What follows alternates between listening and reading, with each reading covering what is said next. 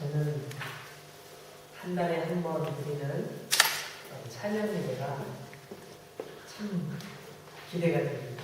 늘 기대가 됩니다. 오늘도 우리 주일학교 어린이들이 찬양을 듣는데 우리 어린이들과 함께 찬양을 드릴 수 있어서 감사합니다. 어린이들이 드리는 찬양을 들으면서 보이지 않는 곳에서 이렇게 이름도 없이 빛도 없이 섬기시는 우리 선생님들 섬기는 모습이 너무 감사하고 너무 고맙습니다. 또 우리가 곡 조이는 기도로 마음을 열고 우리 하나님을 향하여 나아가는 것, 그런 시간이라 해서 저는 너무 행복하고 감사합니다. 100마디 말보다도 어쩌면은 찬양을 통해서 우리의 마음을 열고 우리가 고백하는 것이 더 중요한 시간일 수도 있습니다. 저는 보통 예배 시간에 한 2곡 정도 찬송가를 부르려고 노력을 합니다. 이 찬송가들은 깊은 신앙 고백들이 담긴 곡들이고 기독교 역사 속에서 많은 분들이 오랫동안 불러왔던 그런 곡들이 대부분입니다. 어떤 곡들은 부르다 보면 오늘날 리듬하고 너무 달라요. 좀 잘 안 맞아요. 우리가 아까 찬양 예배를 드리면서 정말 은혜롭게 같이 찬양을 드렸는데 어떤 찬송가를 보면 리듬이 요즘 리듬이 아니라 이게 확실히 드러나요. 이건 옛날 곡이구나 느끼지만 왠지 그 곡으로 찬양을 드리면서 마음속에 와닿는 게 있어요. 한 곡을 예를 든다면 찬송가 96장에 예수님은 누구신가 그런 곡이 있어요. 예수님은 누구신가. 가사가 앞에 떴네요. 이 곡은 원래 1892년도에 한국, 그 다음에 조선이죠.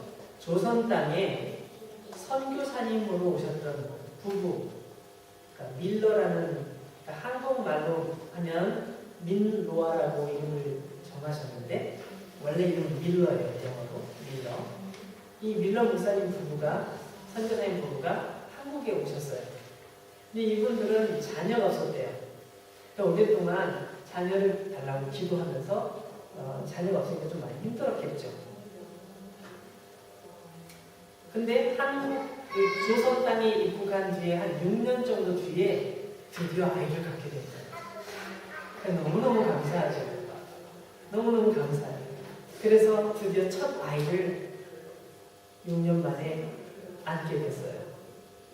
근데 안타깝게도 6개월 만에 아이가 세상을 떠나게 된 거예요. 충격이야 말로 다 할 수 없었겠죠. 그래서 그 당시에 선교사님들이나 선교사님들 가족들이 돌아가시는 분은 묘지가 따로 있어요. 양화진이라고. 지금도 한국의 양화진이라는 곳에 가면 선교사님들 묘지가 있어요. 제가 아주 오래전에 거기를 방문한 적이 있었는데요. 거기 그 묘지 앞에 서서 수많은 선교사님들 그 비석들을 보면서 하나하나 읽어봤거든요. 정말 너무너무 감동이 됐어요. 이분들이 목숨을 바쳐서 이곳에서 사역을 하심으로 인해서 한국 땅에 복음이 전해졌다. 그런 생각을 하면서 감동을 많이 받았어요. 근데 이 밀러 목사님 부부는 그곳에 자기 사랑스러운 아이를 장례식을 치러요. 그리고 나서 그 아픔이 잊어버릴 정도 되는 한 3년 뒤에 다시 임신을 하게 됐어요. 너무너무 감사했죠. 그래가지고 더 전보다 몸을 조심하고 또 잘 챙기면서 태교를 한 거죠. 그 둘째 아이가 태어났어요. 근데 하나님께서 둘째 아이를 난 지 하루 만에 다시 데려가셨어요.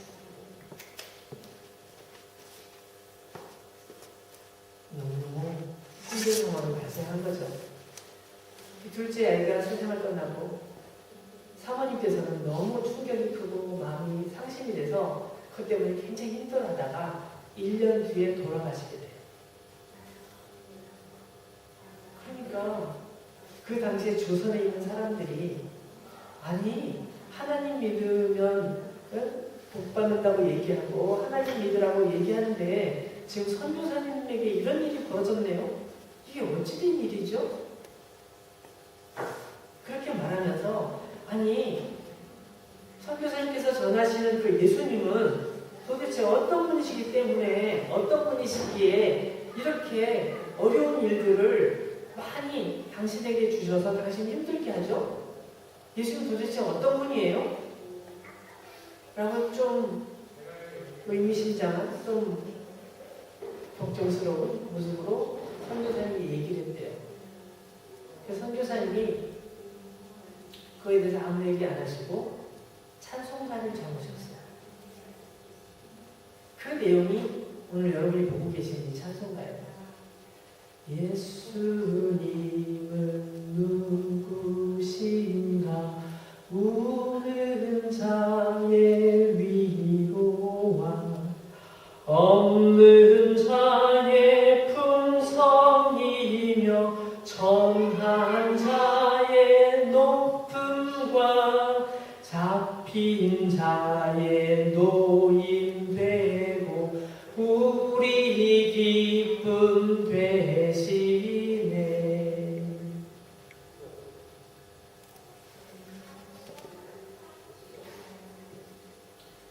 이 선교사님은 그 고난 중에도 무너지지 않으셨어요.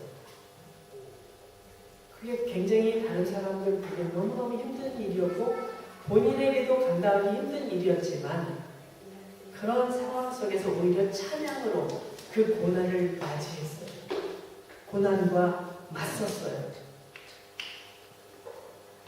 여러분 그런 선교사님들의 정말 그런 열정적인 노력을 통해서 한국에 복음이 증거되고 세계 모든 나라 사람들이 놀랄만한 복음의 성장을 이뤘어요.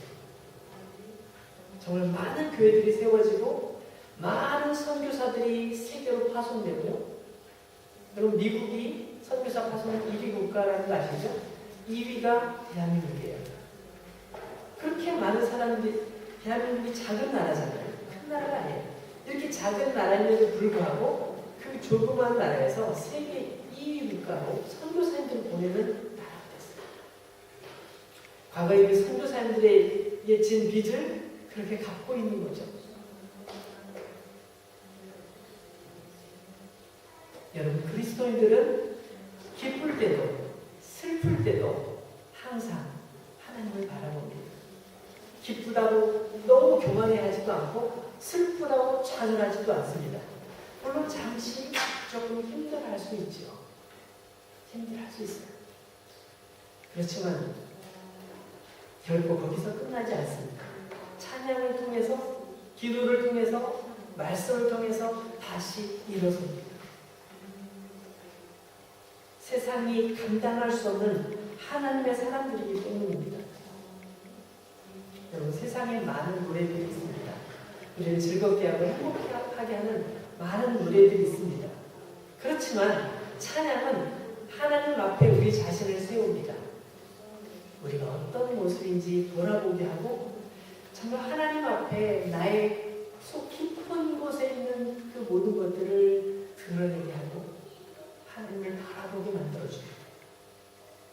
하나님과 깊은 영적인 교제를 해줍니다. 그래서 찬양을 복조 있는 기도라고 말하고 복조 있는 고백이라고 말합니다. 우리 모두가 찬양을 통해서 날마다 승리했으면 좋겠습니다.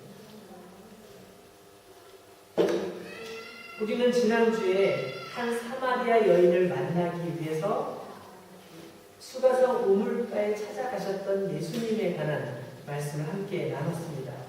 예수님과 사마리아 여인과의 만남은 아주 우연인 것처럼 보여질 수 있지만 그것은 우연이 아니라 사실은 예수님께서 그 여인을 찾아가 주셨고 그를 만나 주셨고 그에게 먼저 말씀해 주셨고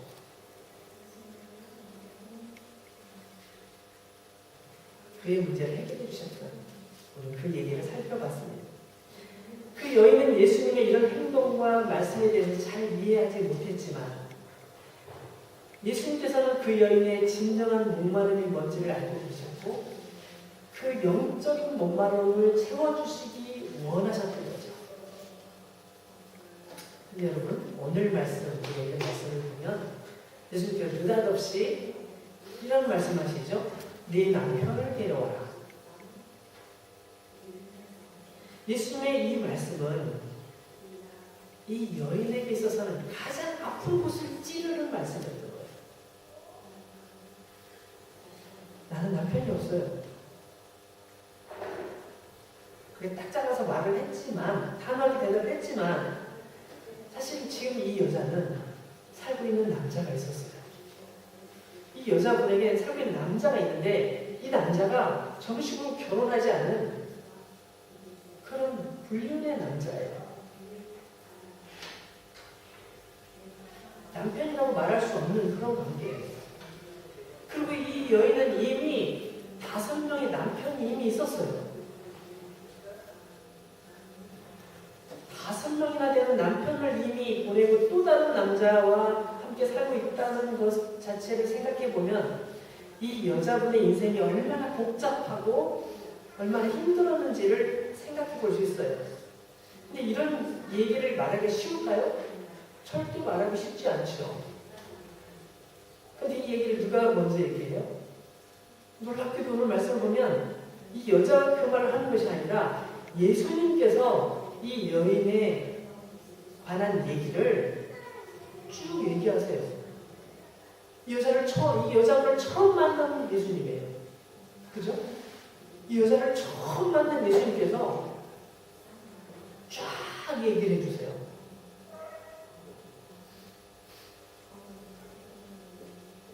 여러분 17절 중간부터 한번 보시면 이렇게 나와있죠. 예수께서 이르시되 내가 남편이 없다 하는 말이 옳도다. 너에게 남편 5이 있었고 지금 있는 자도 네 남편이 아니니 내 말이 참되도다.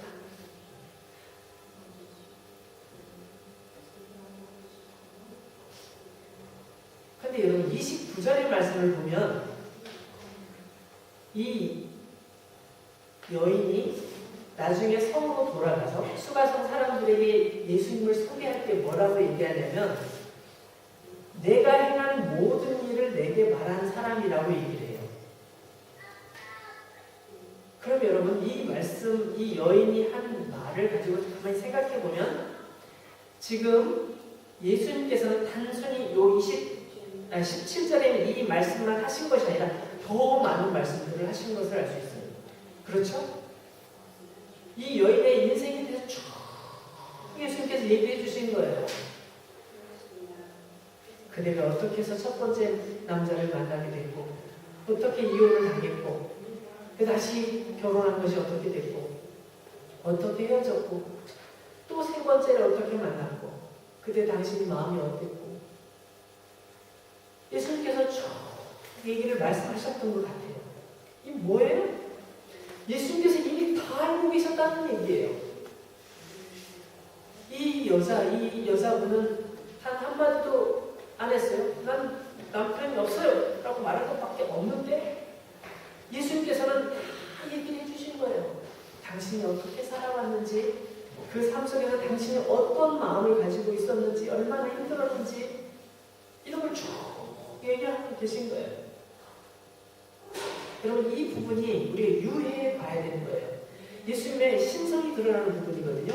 예수님은 완전한 사람으로 이 땅에 태어나셨지만 그게 아니고 다가 아니고 완전한 하나님이라는 하나님께서 보낸 하나님의 사람이라는 거 하나님의 아들 예수 그리스도라는 사실을 여기서 우리는 느껴야 돼요. 완전한 인간으로 오셨지만 그 속에 완전한 하나님의 모습이 살짝 보여지는 거예요.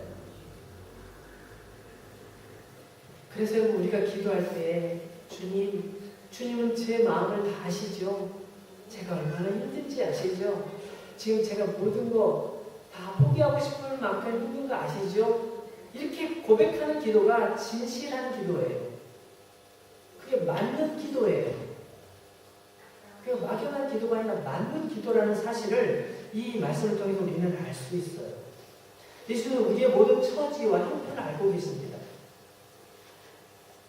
모르시는 것이 하나도 없으십니다.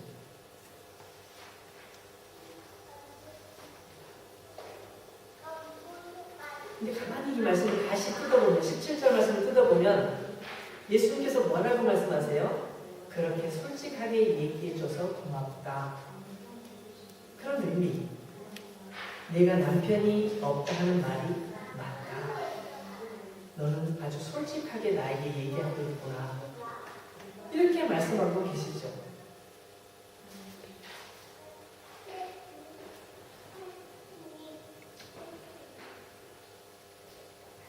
여러분, 이 당시에는 여성의 권위가, 여성의 지위가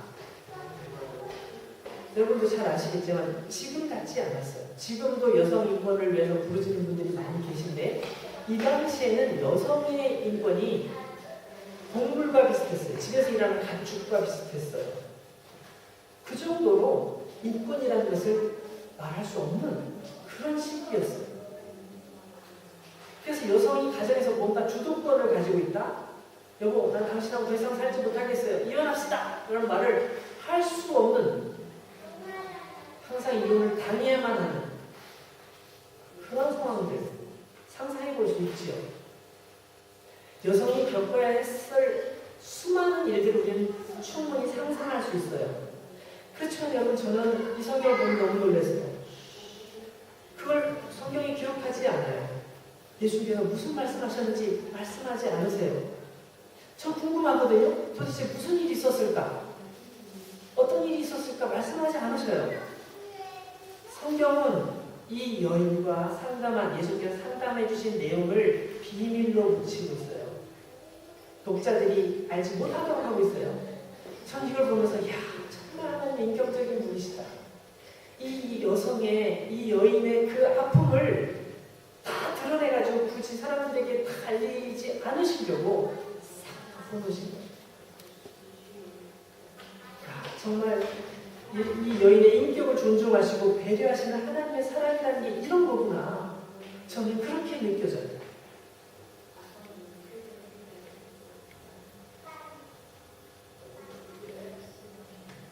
근데 여러분, 다시 한번 생각해봐요. 아무도 찾아오지 않는 우물가에 몰래 물을 들어온 이 여인을 만나서 이 여인에게 남에게는 결코 말하고 싶지 않았던 여인의 삶을 딱 꺼내면서 그것을 말씀하시는 이유가 뭘까요? 예수님께서 왜 그 얘기를 본인 입으로도 안 한 얘기를 왜 그 여자에게 얘기하셨을까요? 물론 다른 사람은 아무도 듣고 있지 않아요. 근데 이 상황 속에서 왜 그 여인을 이 말씀을 하고 계실까요? 치유를 위해서 그랬어요. 치료를 위해서. 그의 상처에 있는 마음속 깊은 곳에 있는 문제들을 끄집어내서 그 상한 마음을 고쳐주시기 위해서, 감춰져 있는 속의 것들을 드러내서 그것을 치료하시기 위해서 드러내신 거예요.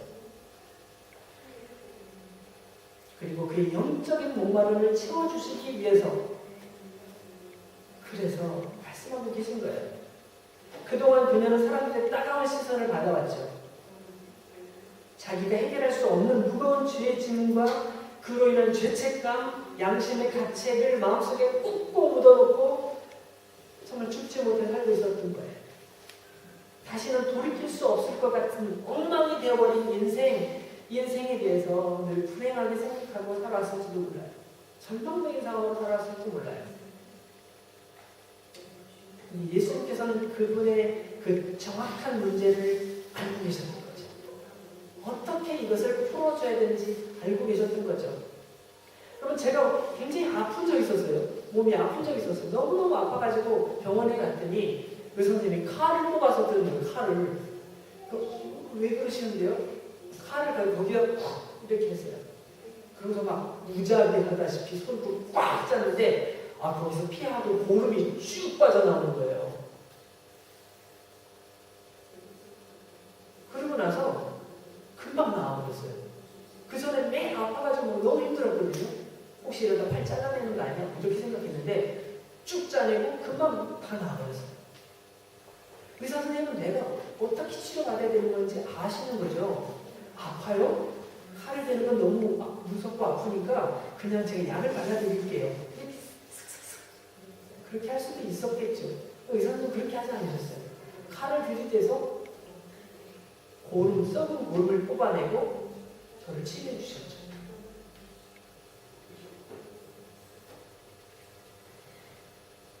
예수님께서는 이 여인의 문제에 대해서 잘 아시고, 사실 남편을 데려올 거라고 생각도 안 하시겠지만 내 남편을 데려오라 라고 말씀을 던지신 거예요. 이 여인의 내적인 상처를 치유해 주시기 위해서. 그럼 그래서 우리가 고민할 때 이 고민하는 문제에 대해서 예수님 앞에서까지 감출 필요는 없다. 예수님 앞에서까지 감출 필요는 없다. 사람들에게 감출 수 있어요. 말하면 너무 힘들잖아요.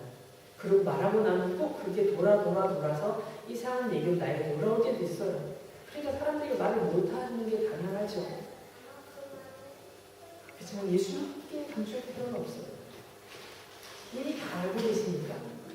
나이를 알고 계시니까. 어떤 고민이든지 예수님께서 우리의 문제에 대해서 알고 계시죠. 그리고 예수님께서는 우리의 그 문제에 대해서 이 답을 가지고 계세요. 그 답을 우리에게 주시려고 준비하고 계세요. 우리가 주님께 말씀을 드릴 때, 솔직하게 우리가 나아갈 때 주님께서 그 답을 던져주세요. 아, 그거였구나.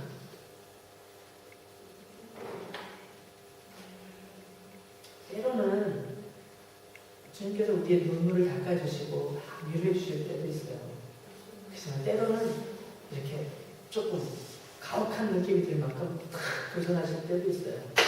두 가지 어떤 게 더 좋은 걸까요? 둘 다 좋은 거예요.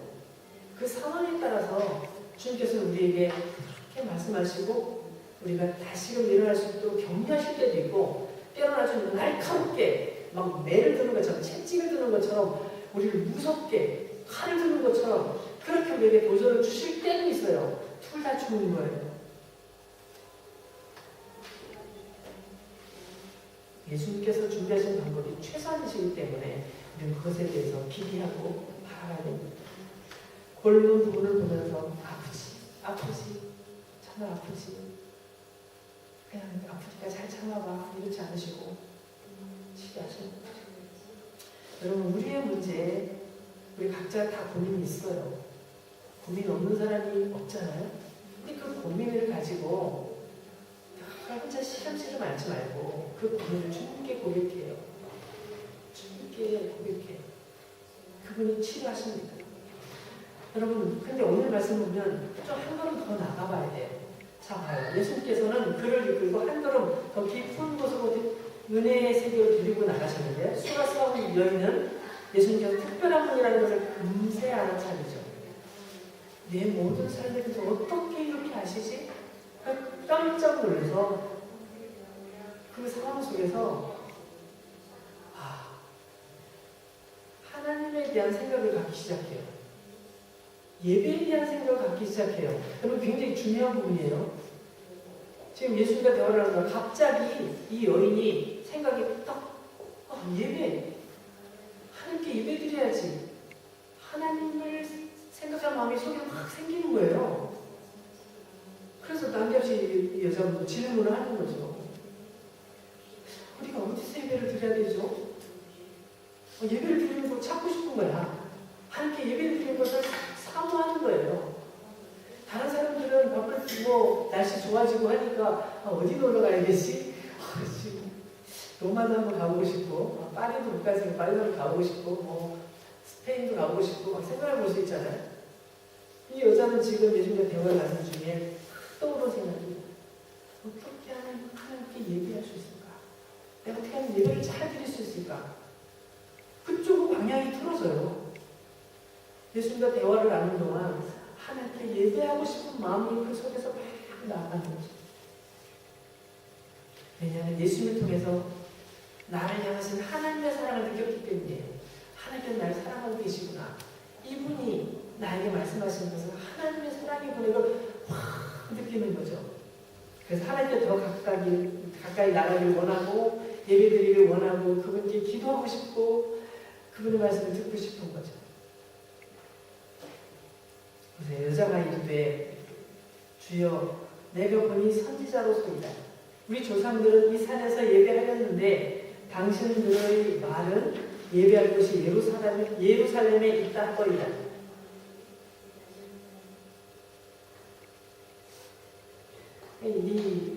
이 여인은 앞에 계신 분이 하나님께서 보내신 분이라는 걸 직감하면서 지금 선지자입니다 라고 이렇게 표현하고 있죠.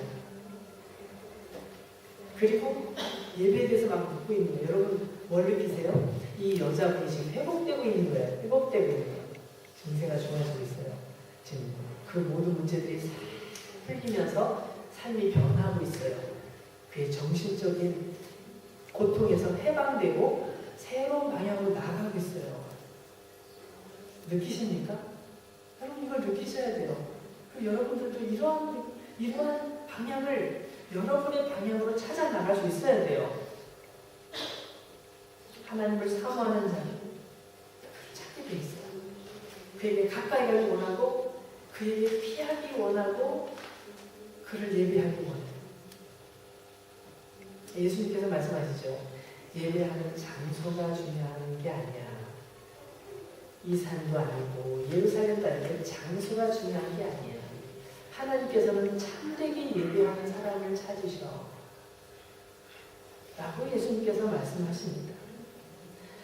이 부분에 대해서는 제가 좀 다른 기회에 다시 좀 더 자세하게 이 부분을 나눌 기회가 있을 거라고 생각이 들고요. 제가 오늘 중요하게 생각한 건 이 여자의 변화에 대한 걸 추적해 가는 거예요. 사람들을 피해 다니던 이 여자분이 이제는 사람들을 찾아가요. 근데 놀라운 것이 자기가 지금 샘에 물을 기르러 왔잖아요. 샘에 왜 왔는지를 잊어버려. 그렇잖아요. 그 더운 뜨거운 12시에 물을 기르러 왔던 그 물동이를 그냥 놓고 그 자리에 놓고 마을로 뛰어가는 거예요. 마을로 막 뛰어가요. 두 번째, 그렇게 피하고 싶었던 사람들을 향해 달려가고 있어요, 지금. 놀라운 일이에요. 어떻게든지 한 명이라도 안 만나는 게 오늘로 행복한 날이다 라고 생각했던 과거의 모든 걸 집어던지고 그 사람들 향해 가는 거예요. 그 사람들을. 놀라운 일이죠. 그리고 그 사람들을 만나서 이번에는 어떻게 해요? 그 사람들에게 자기 얘기를 해요. 내가 얼마나 부끄러운 사람인지, 부끄러운 사람인지 여러분 다 아시죠? 다 아시잖아요. 말을 안 하지만 다 알잖아요. 근데 여러분 그것에 대해서 말해주시는 분이 계시네요. 내 모든 과거에 대해서 다 얘기해주시는 분이 계시네요. 사람들이 막 그 얘기를 하는 거예요, 여러분. 이게 정상이 아닌 것으로 지금 제정신이 아닌 것처럼 보여지는 행동이 나타나는 거예요. 여러분 이런 일이 어떻게 벌어질 수가 있죠?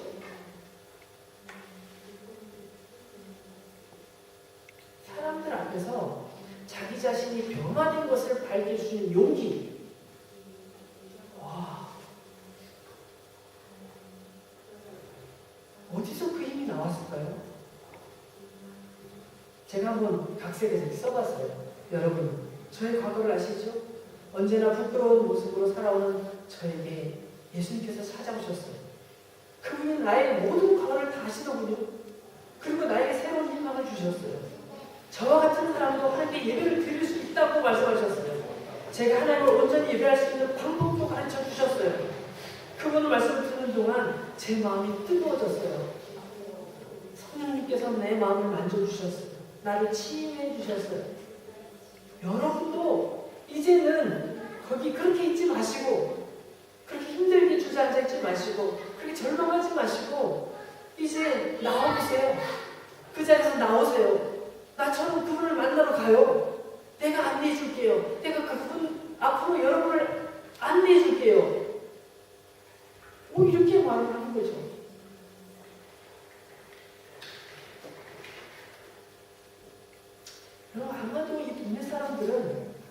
굉장히 큰 충격을 받았던 것 같아요. 도대체 주의사가 어떻게 된 거지? 도대체 누구를 만났기에 이런 놀라운 변화가 끔찍한 거죠. 놀라운 변화가 일어난 거지?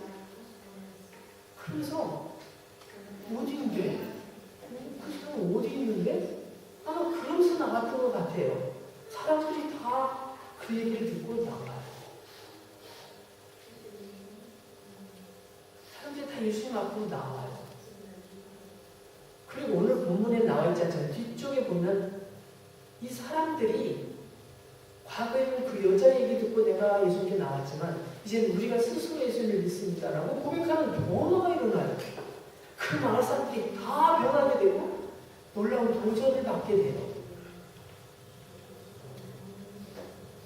사랑하는 여러분, 저는 우리가 수가성의 여인이 누렸던 이 용기를 한번 누려봤으면 좋겠어요. 이런 변화를 겪었으면 좋겠어요. 물동이를 버려두고 달려갈 만큼 그를 흥분시켰던, 흥분하게 만들었던 그 흥분을 우리가 누렸으면 좋겠어요.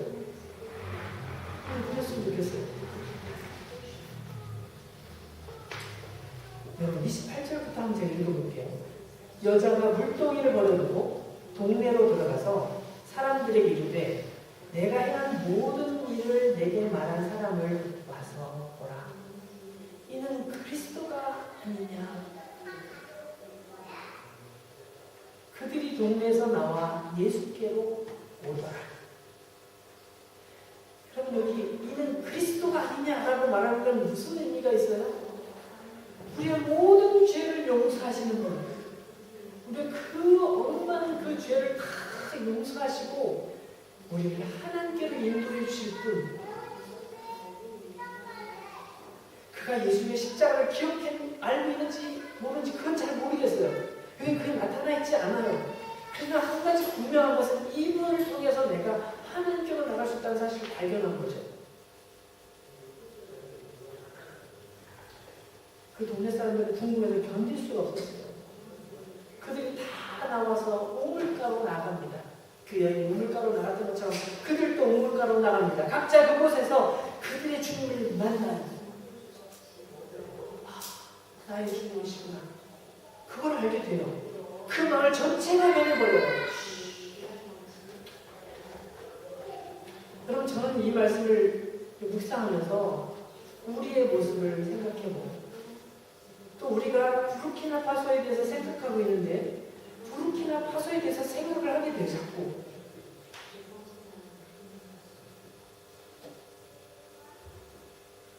우리가 이 땅에서 수가성 여인처럼 변화된 삶을 살아야 되지 않을까요? 그런 감동과 열정으로 살아야 되지 않을까요? 그걸 주님께서 기뻐하지 않으실까요? 우리가 주님의 은혜 안에 변화된 수가성 여인처럼 예수님 안에서 변화돼서 그런 열정, 그런 용기 가지고 살아가야 되지 않을까요?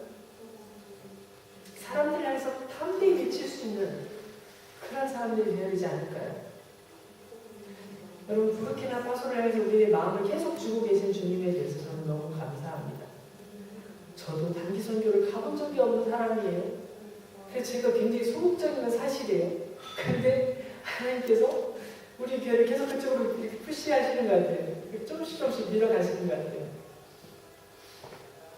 우리 그쪽에 치약 칫솔을 살 돈을 보내줘서 치약 칫솔을 전해줬잖아요. 우리 굉장히 쉬운 일이었어요. 우리 각자 헌금해가지고 그걸 보내줘서 했단 말이에요. 또 그 뒤에 거기에 혼자 사시는 미망인들을 위해서 우리의 염소를 사서 살 돈을 보내서 염소를 사서 그분에게 전달했어요. 그분이 염소 5마리를 갖고 행복해하는 사실 우리가 같이 봤었잖아요. 우리 너무 보람을 느꼈어요. 와, 정말 우리가 조금씩 헌금한 것이 저분들에게 저렇게 큰 기쁨을 주는구나. 저분들이 하나님 사랑을 저렇게 느낄 수 있겠구나. 근데 이제 거기 계신 선교사님이 오셔가지고 우리한테 막 도전을 주면서 아니 여기서 하는 거 어디서 오냐고, 한국에서 너무 멀어서 여기서 와야 되지 않겠냐고 막 도전을 주셨는데 그걸 우리 모두가 굉장히 감명 깊게 받아들이고 그 마음을 같이 가지고 지금 오늘도 아까 기도회 같이 했는데 어쨌든 기도를 하면서 하나님께서 어떻게 우리를 인도하실지 우리가 지금 바라보고 있잖아요. 그런데 저는 기대하는 게 그거예요. 하나님께서 우리에게 주시는 마음이에요. 예수님께서 그 수가성 여인을 만나주시고 그의 모든 삶을 바꿔주시고 그로 하여금 새로운 용기와 이 대담한 이걸 주신 것처럼 우리의 삶이 그렇게 가야 되는 게 정상이라는 것이죠. 저 여러분이 그것을 누리기를 소망합니다. 사랑하는 여러분, 이제는 우리가 주님이 계신 오늘과로 나아갈 차례입니다. 주님의 부르심을 향하여 나아갑시다. 우리 모두가 성령에 충만하여 세상을 향해서 와서 보라! 이렇게 외칠 수 있는, 말할 수 있는 용기 있는 사람들이 될 수 있기를 주님께 지키고 있습니다.